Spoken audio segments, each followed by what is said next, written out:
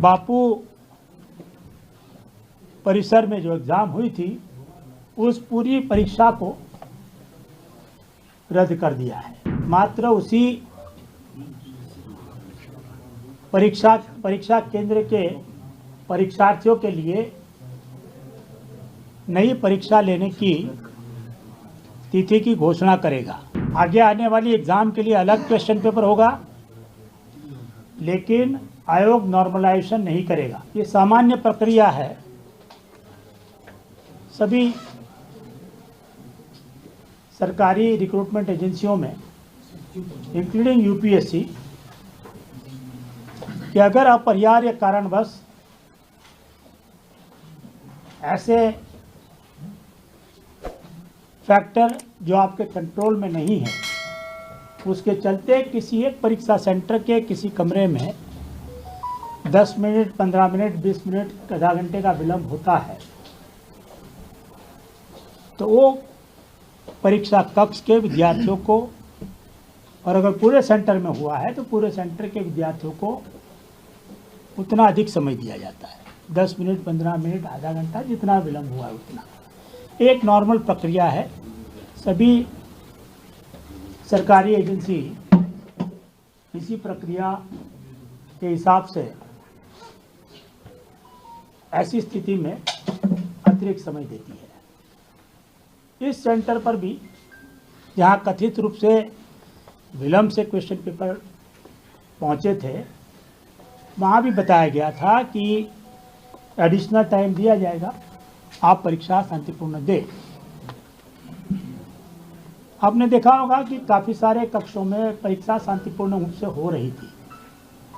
All of a sudden 1-1:15 बजे के आसपास वही उद्दंडी, असामाजिक और उपद्रवी तत्व जो अभ्यर्थी के रूप में घुसे थे, उन्होंने परीक्षा को बाधित करने के उद्देश्य से जिस परीक्षा हॉल में शांतिपूर्ण परीक्षा हो रही थी उसके भी अभ्यर्थियों के क्वेश्चन पेपर को छीन लिया, हवा में उड़ा दिया, परीक्षा को बाधित करने की कोशिश की। ये भ्रांति फैलाई कि परीक्षा रद्द कर दी गई है,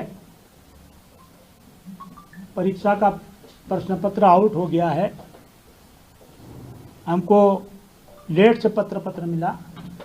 इस तरह की उन्होंने भ्रांति फैला के और विद्यार्थी जो शांतिपूर्ण रूप से परीक्षा दे रहे थे उनको उत्तेजित करने की, उनको भी ये उपद्रव में शामिल होने की कोशिश की। हमको काफ़ी सारी ईमेल मिले हैं उन बच्चों के जिन्होंने अपने कंप्लेन में, शिकायत में ये बात कही है कि हम लोग एकदम शांतिपूर्ण रूप से परीक्षा दे रहे थे कि ऑल ऑफ ए सडन और जगह से आके, और कमरे से आके लोगों ने हमारे कमरे के विद्यार्थियों को भी, अभ्यर्थियों को भी परीक्षा देने से रोका, हमारे क्वेश्चन ले लिए और परीक्षा नहीं देने दिया।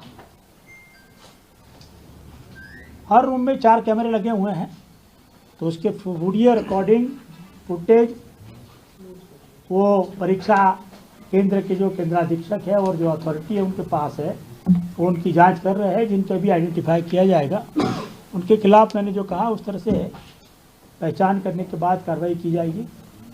उस संबंध में विस्तृत रिपोर्ट आएगा तो आयोग उसके आगे भी कार्रवाई करेगा। लेकिन ये बात सत्य है कि जो थोड़े समय के लिए भी उपद्रव हुआ, जो थोड़े लोगों ने भी किया, मान लीजिए 15 आदमी, 20 आदमी, 25-30 आदमी, ये भी थोड़ा आगे पीछे हो सकता है नंबर, उन्होंने भी किया है, लेकिन उसके चलते परीक्षा बाधित हुई है।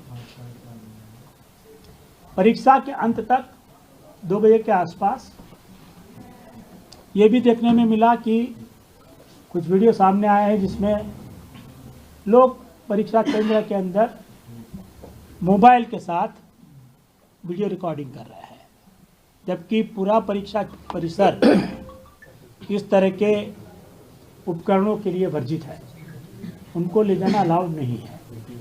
ये कैसे लोग लेके घुस गए, एक जांच का विषय है, और जो प्राथमिकी दर्ज हुई है उसके आरोप में जो जांच होगी उसमें पुलिस उस पर भी जरूर गौर करेगी, इस पर भी जांच इन्वेस्टिगेशन करेगी।